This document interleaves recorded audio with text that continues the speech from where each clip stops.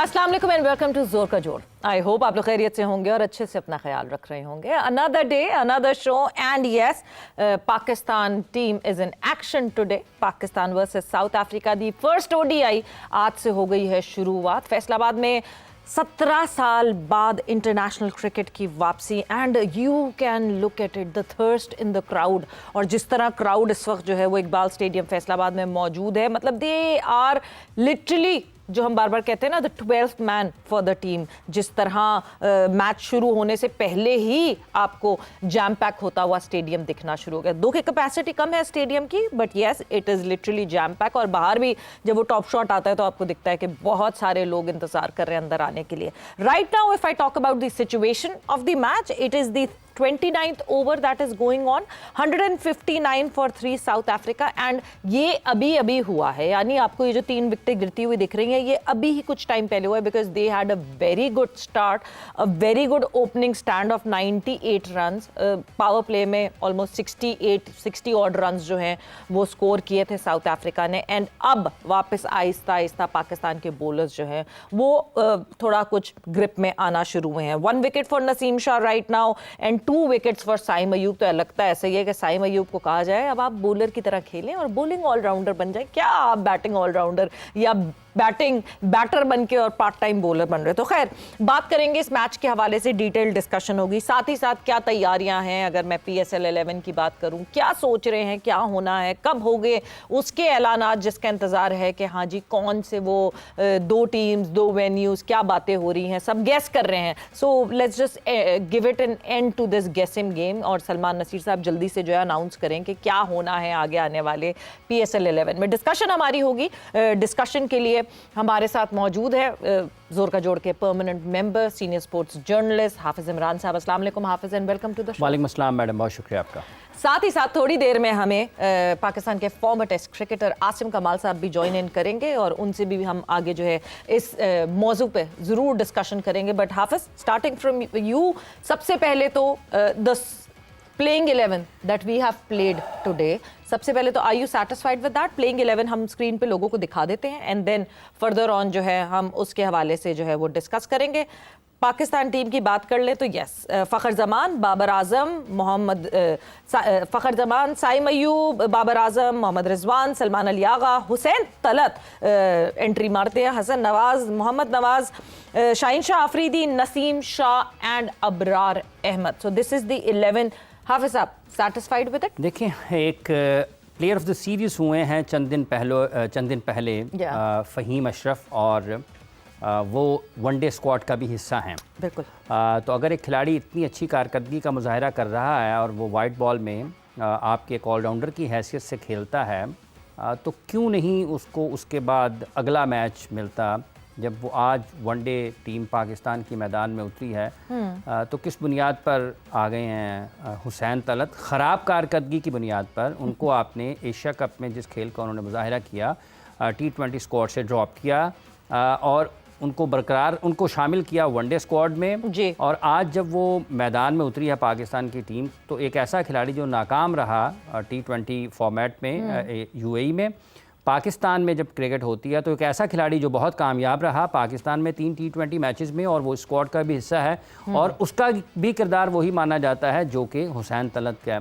तो उस कामयाब खिलाड़ी को अच्छी कारकर्दगी का, जिनका नाम फ़हीम अशरफ है, पाकिस्तान क्रिकेट टीम मैनेजमेंट ने आज ये एजाज़ के तौर पर बाहर बिठाया कि आप चूँकि इतना अच्छा खेलते हुए आए हैं, आप थोड़ा आज एजाज़ के तौर पर बाहर बैठकर मैच देखें। कि आप चीफ गेस्ट बुलाते हैं ना किसी को, किसी भी जगह पर 17 साल के बाद क्रिकेट हो रही है, तो फ़हीम अशरफ को आज एक तरीके से चीफ गेस्ट के तौर पर उन्होंने ड्रेसिंग रूम में बिठाया कि आप वहाँ से बैठकर मैच देखें। बट हाफिज साहब, फिर मैं ये सोचती हूँ कि हम ही तो कहते हैं कि क्यों आप मिक्सअप करते हैं फॉर्मेट्स को। एक फॉर्मेट की परफॉर्मेंस पे दूसरे फॉर्मेट में ना किसी को लाना चाहिए, ना एक फॉर्मेट की बुरी परफॉर्मेंस पे दूसरे फॉर्मेट से किसी को निकालना चाहिए। तो फिर ये तो हमारी बात में तजाद नहीं हो जाता? हाँ बिल्कुल, आपने दुरुस्त फरमाया। लेकिन पाकिस्तान क्रिकेट टीम की सिलेक्शन किस बुनियाद पर हुई है? एक खिलाड़ी T20 फॉर्मेट में ख़राब कारकर्दगी का मुजाहरा करता है और उसको ड्रॉप करके वनडे में डाल दिया जाता है।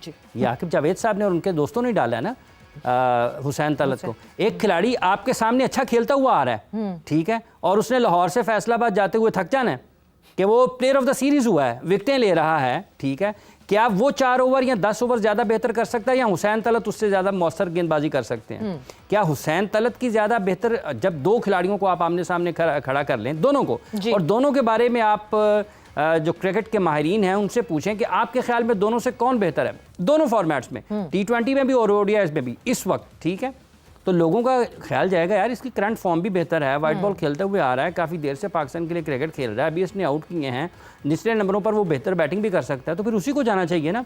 तजाद का ये मामला नहीं है, तजाद पाकिस्तान क्रिकेट बोर्ड पैदा करता है। आज इन्होंने ना खिलाकर उसको खुद लोगों को मौका दिया ना बात करने का, तो आपकी सिलेक्शन सबसे ज़्यादा सवालिया निशान है इस वक्त, जिसमें कोई आपको मंतक नज़र नहीं आती, क्रिकेटिंग लॉजिक नज़र नहीं आती, और आप हर किसी को खिलाए चले जा रहे हैं, खिलाए चले जा रहे हैं, खिलाए चले जा रहे हैं।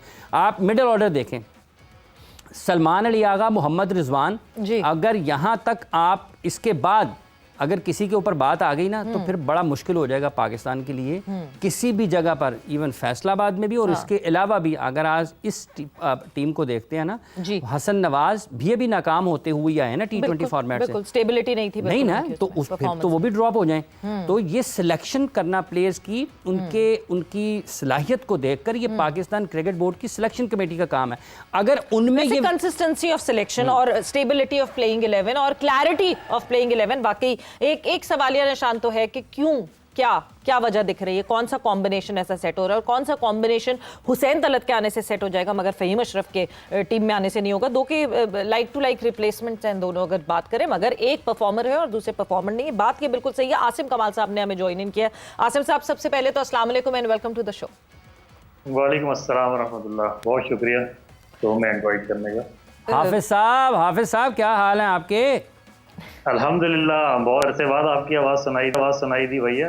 आपको भी बड़े अरसे बाद ही देखा है। अल्लामा, खैरियत से हैं? अल्हम्दुलिल्लाह।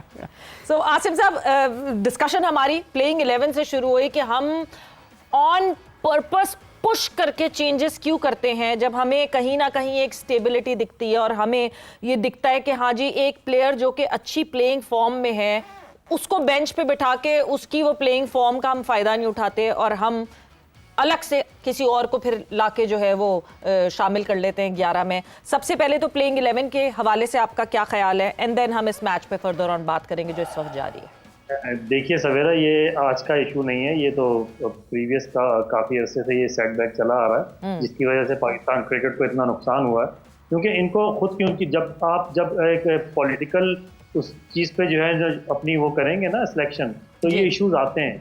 एक प्रेशर आता है, एक प्लेयर रन्स कर रहा है या परफॉर्म कर रहा है तो दूसरे वाला जो बेंच पे बैठा हुआ है उसको अपनी सीट का इशू बन जाता है कि यार अगर इसने परफॉर्म कर दिया तो मैं बाहर हो जाऊंगा।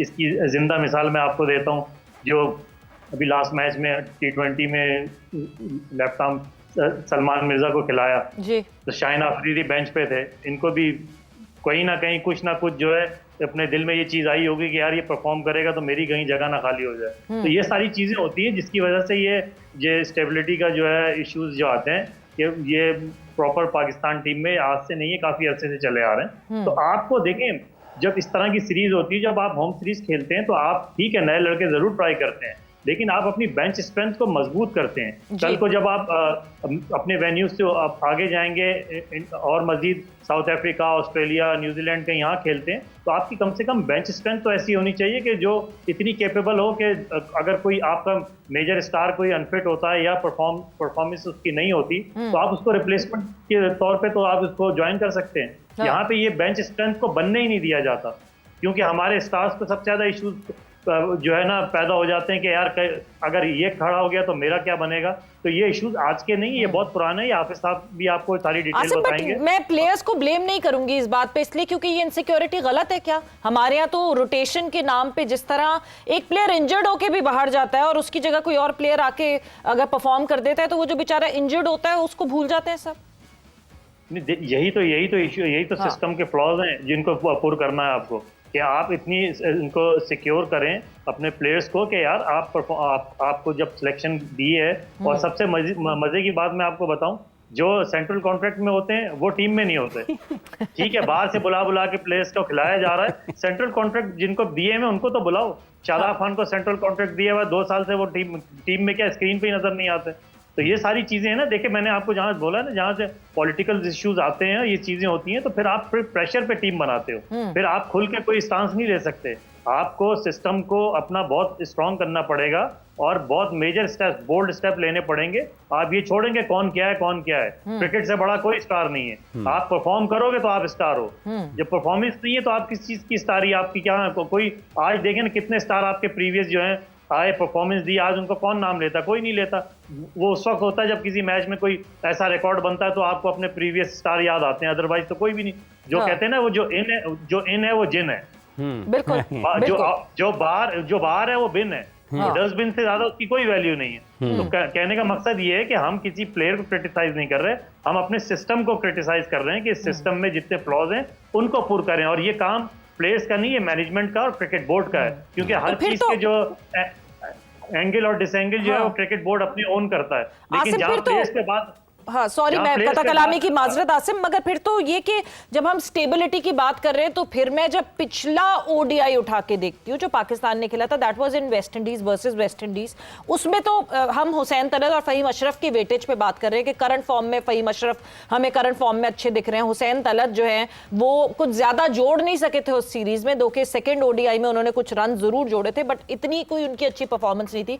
बट फिर मैं स्टेबिलिटी की बात करूं तो फिर तो ओडीआई टू ओडीआई स्टेबिलिटी बरकरार रही कि Hussain Talat has been carried forward and he has been there। Faheem Ashraf की T20 परफॉर्मेंस की वजह से ऐसा नहीं हुआ कि हुसैन तलत को हटाया जाए इस पोजीशन से, देन तो फिर मुझे जस्टिफाइड लगता है।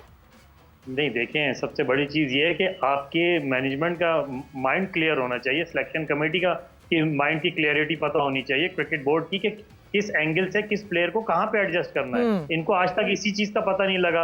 आगे आपका 2020 का वर्ल्ड कप आ रहा है, ठीक है, आपने उसकी क्या प्रिपरेशन कर रहे हैं, ठीक है। सबसे बड़ी चीज तो ये है कि यहाँ आप हसन नवाज की बात करते हैं, आप उसको जाया कर रहे हैं, आप उसको चांस तो दें। यहाँ एक प्लेयर 15-15 18-18 मैच विदाउट परफॉर्मेंस खेल रहा है, आप जो है उसको कंसिडरेशन में ला रहे हो, किस बेस पे ला रहे हो भाई? आप स्टार जरूर हो, ठीक है, आपकी प्रीवियस परफॉर्मेंस बहुत अच्छी होगी, लेकिन प्रेजेंट में आप क्या कर रहे हो? तो ये तो टीम पे बोझ बनने वाली बात है ना। अगर आप बाबर आजम को वो करते हो, सपोर्ट करें, हम भी करते हैं क्योंकि हमारा स्टार है, लेकिन क्या स्टार किस चीज से बना था? परफॉर्मेंस से। जब परफॉर्मेंस नहीं करेगा तो जाहिर सी बात है आपको कहीं और भी देखना पड़ेगा। अब जैसे हसन नवाज की बात थी, साइम अयूब कितने अरसे से फ्लॉप चला आ रहा था, ठीक है, उसमें क्वालिटी है, टेक्निकली भी अच्छा खेलता है, लेकिन आप ये देखें अगर आउट ऑफ फॉर्म है तो पाकिस्तान टीम में आउट ऑफ फॉर्म प्लेयर की जगह नहीं है। पाकिस्तान टीम जो है वो परफॉर्म करने की जगह है। यहाँ पे ये नहीं होता कि यहाँ पे आके आप अपने तमाम जो है टेक्निक्स को बेहतर करें, यहाँ पे माइनर सी एडजस्टमेंट होती है और आपने यहाँ पे 100% परफॉर्मेंस देनी है, तो आप स्टैंड करते हैं पाकिस्तान टीम में। यहाँ पे क्राइटेरिया डिफरेंट है। आप पाकिस्तान टीम में आके अपने तमाम फ्लॉज को जो आपकी गलतियां उनको सुधारते हैं, ये डोमेस्टिक में जाके सुधारी जाती हैं या एकेडमी में जाके सुधारी जाती है। वहां का तो आप इस तरह का वो कोई, बट आसिम जिस लेवल पे हमारी डोमेस्टिक होती है इस वक्त, अगर मैं कायदे आजम ट्रॉफी की बात करूं तो कोई 35 से ऊपर की सेंचुरीज हो चुकी हैं कायदे आजम ट्रॉफी में।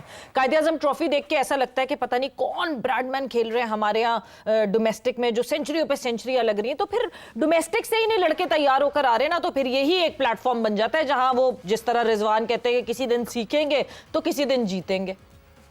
नहीं, सीखेंगे और जीतेंगे की बात नहीं है, लेकिन आप ये तो देखें कि किस कंडीशन में जाके प्लेयर परफॉर्म कर रहे हैं डोमेस्टिक में, उनको हर तरीके से जांचा जाए। ये नहीं है कि जिस बंदे ने 3 सेंचुरियां कर दी और आप ये देखें कि बॉलिंग स्ट्रेंथ उनकी क्या थी, अपोजिशन की, ये सारी चीजें मैटर करती हैं। और ये काम जो है सिलेक्शन कमेटी का और उनके बोर्ड मेंबर्स का है कि जो जाके ग्राउंड पे देखें, ऑन बोर्ड हो और हर एक चीज को जो है वो बहुत ही मतलब बारीक बीनी से इसको नोटिस करें कि कौन सा प्लेयर किस कंडीशन में, उसमें टेम्परामेंट है, उसमें प्रेशर हैंडल करने की जो है सलाहियत है, ये सारी चीजें देखी जाती हैं। अब ये चीजें हम क्या कहते हैं ऑन बोर्ड होके या टीवी स्क्रीन पे हम तो बोल सकते हैं, लेकिन जो ग्राउंड में जिनको ये ड्यूटीज असाइन की गई है, क्या वो अपना काम 100% कर रहे हैं या सिर्फ जो है होमवर्क कंप्लीट करके फाइलें कंप्लीट कर रहे हैं?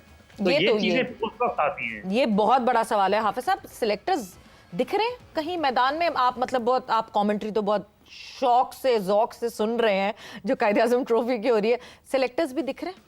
देखिए, सिलेक्टर्स को होना चाहिए जब आपके 4 वेन्यूज़ पर मैचेस हो रहे हैं, तो सिलेक्शन कमेटी को के हर रुकन को हर एक वेन्यू पे तो होना चाहिए एक मैच देखने के लिए।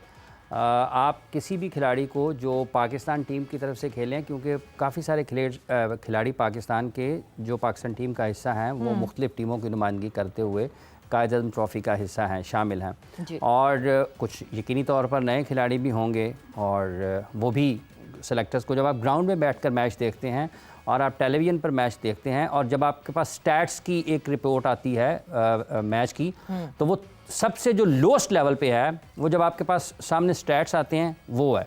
जब आप टीवी पे देखते हैं वो उसका दूसरा दर्जा है, जो उसका अव्वलीन दर्जा है वो जब आप ग्राउंड में बैठ कर देखते हैं। तो इनको होना चाहिए, अगर नहीं है तो फिर ये अफसोसनाक चीज़ है। जैसे आपने वेस्ट इंडीज़ के स्क्वाड का हवाला दिया है, तो अगर उस स्क्वाड को देखें तो उसमें तो फिर रिजवान भी इस टीम में नहीं आते। अगर आप कॉन्टीन्यूटी की बात करते हैं, क्योंकि मेरा नहीं ख्याल कि रिजवान वेस्ट इंडीज़ में पाकिस्तान टीम का हिस्सा थे, या फिर सुफियान मुकीम पाकिस्तान के लिए खेल रहे थे और वो भी उस टीम का हिस्सा थे। ज़रा आप देखें और रहनुमाई करें हमारी, और लाखों करोड़ों लोग इस वक्त टेलीविज़न पर पाकिस्तान। नहीं, रिजवान जब वेस्ट इंडीज़ में आखिरी ओडीआई खेले तो रिजवान हिस्सा थे ना, स्क्वाड रिजवान का कैप्टन थे ना। अच्छा, रिजवान ने तो कैप्टनसी की थी ना, उसके बाद से ही तो वो सिलसिला हुआ कि हमें क्यों निकाला, उनको क्यों निकाला। यस, जबकि जो परफॉर्मेंसेस नहीं आई थी। बट यस, बहुत ज़रूरी है सिलेक्टर्स का जो है वो ग्राउंड रियलिटीज़ पे रहना और ग्राउंड रियलिटीज़ पे वहाँ पे जज करना कि क्या सिचुएशन थी, किस बेसिस पे। अगर एक लड़के ने स्लो सेंचुरी की है, एक ने तेज की है, तो वहाँ क्या सिनेरियो बस मैं ब्रेक पर जा रही हूँ। ब्रेक से वापस आएंगे तो हम कॉन्वर्सेशन को आगे बढ़ाएंगे। बट साथ ही साथ यस, राइट नाउ अपडेट करती आपको चलूँ कि इस वक्त जो है South Africa and Pakistan there in action in Faisalabad. 179 runs for 3. It's drinks break right now. 32 overs हो चुके, 18 more to go. A big total coming up from South Africa. Can Pakistan team hold them back or not? Break पर जाने, break से वापस आते conversation को आगे बढ़ाते।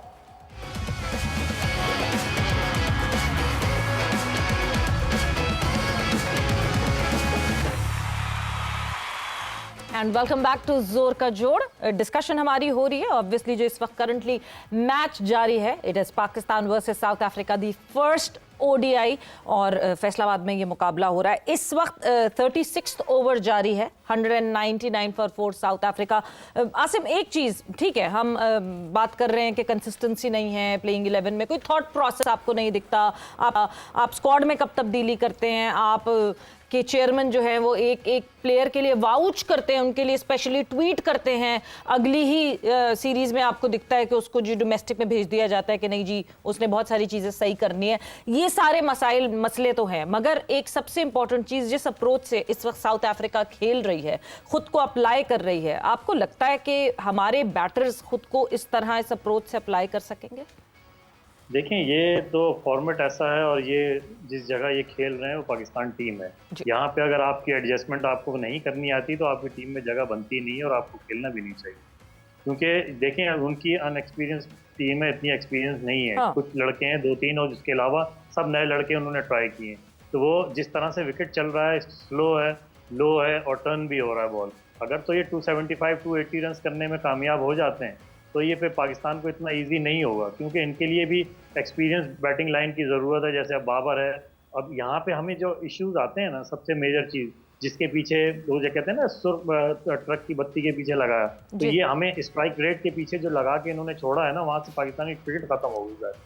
कि देखें, आपको अपने ग्राउंड का, होम ग्राउंड का, अपने पिचेस का सब अंदाज़ा है। स्ट्राइक रेट का, ऐसे स्ट्राइक रेट का क्या फ़ायदा कि जो भी टीम खेल रही है वो उसका फ़ायदा ना उठा सके और जीत ना सके।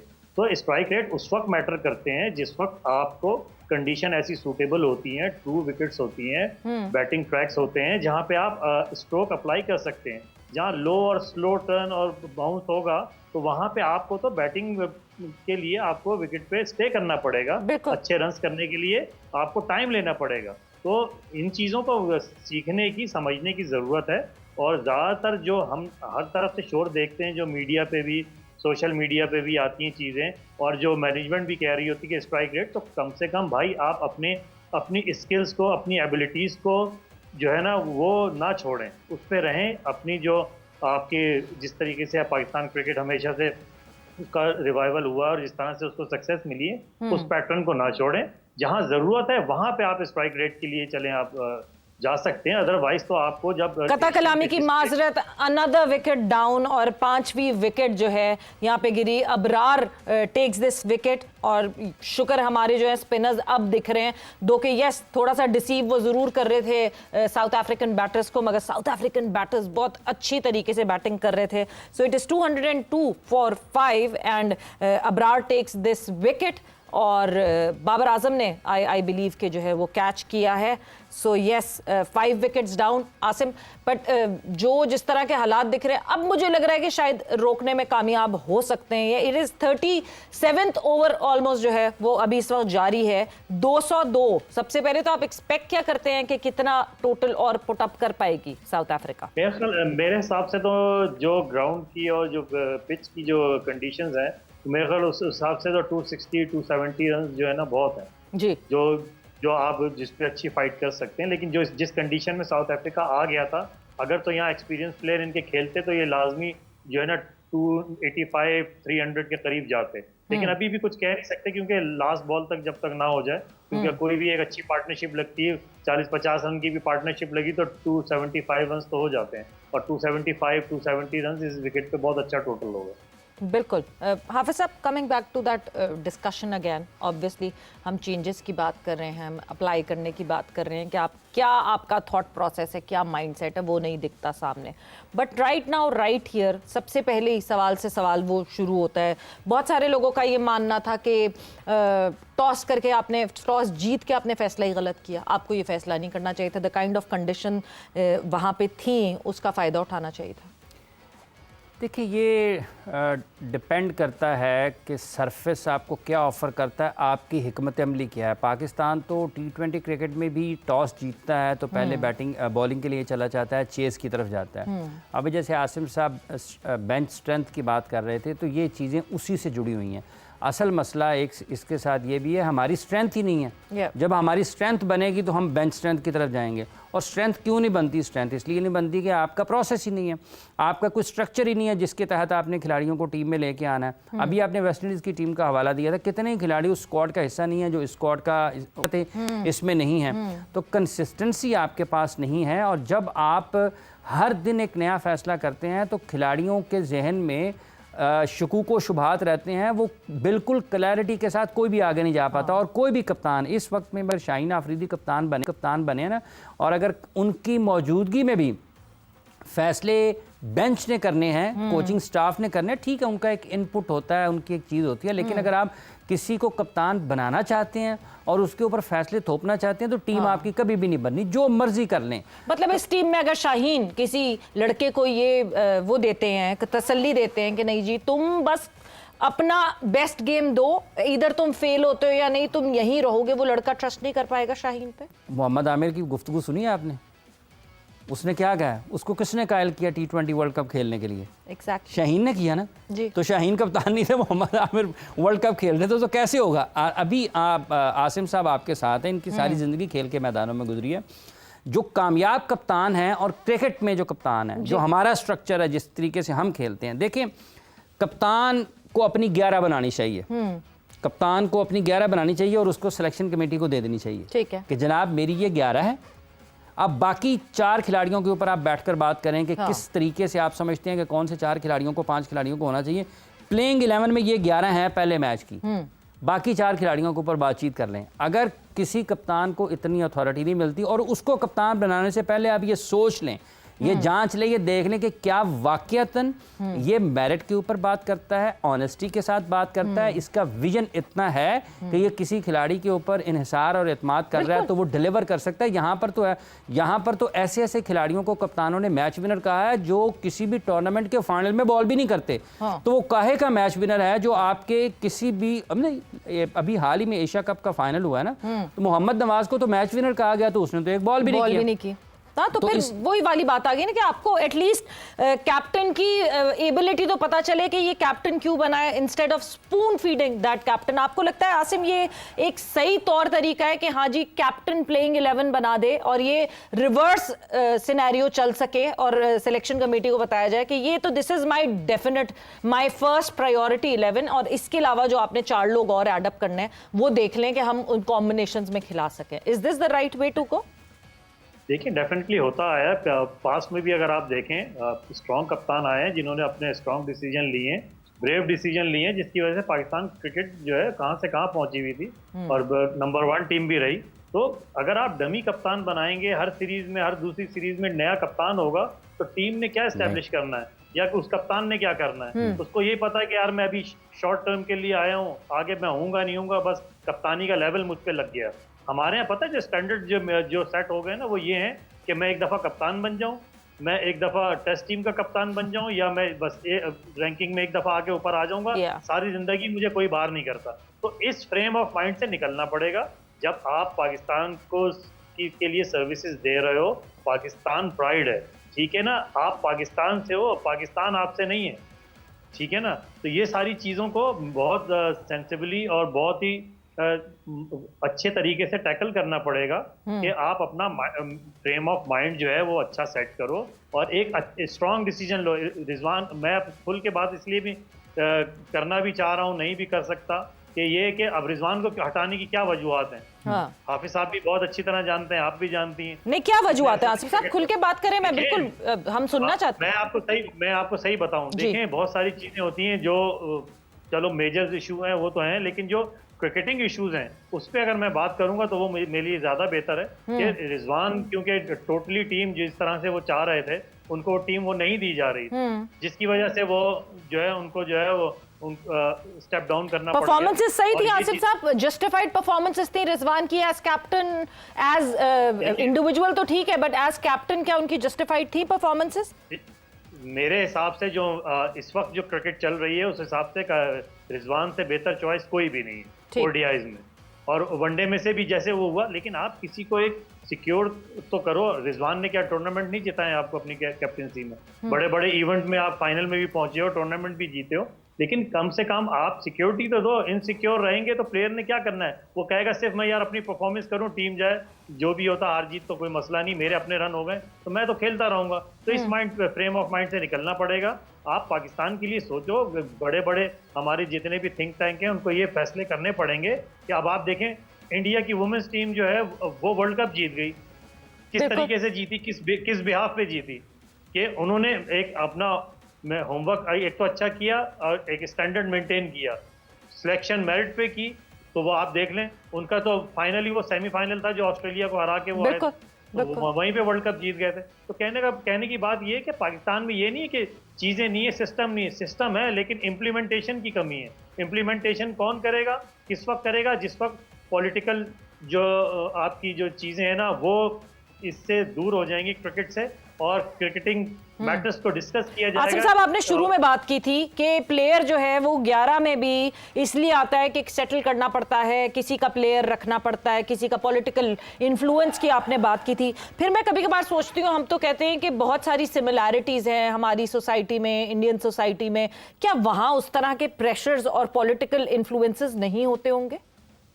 प्रेशर्स बिल्कुल होते हैं, सब कुछ होता है, लेकिन उसको जस्टिफाई कौन करता है? मैनेजमेंट करती है, सिलेक्शन कमेटी करती है। जब रिजल्ट आते हैं तो सब चीज़ें माइनस हो जाती हैं, फिर किसी कोई बोलने का रवादार रहता नहीं है।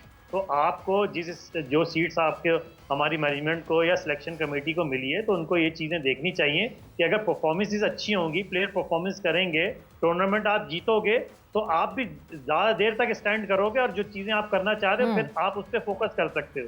जब आप इस तरह रहोगे तो फिर आप सिर्फ 1-2 सीरीज के लिए आओगे, बिल्कुल, वो सिलेक्शन कमेटी हो या कैप्टनसी हो या मैनेजमेंट हो। बिल्कुल। अच्छा आसिम साहब, जाते जाते what is a good total for Pakistan to restrict South Africa and हमारे जो बैटर्स हैं वो इसको अचीव कर पाए? मुश्किल काम है, हमारे बैटर्स टिकते नहीं है ज्यादा देर।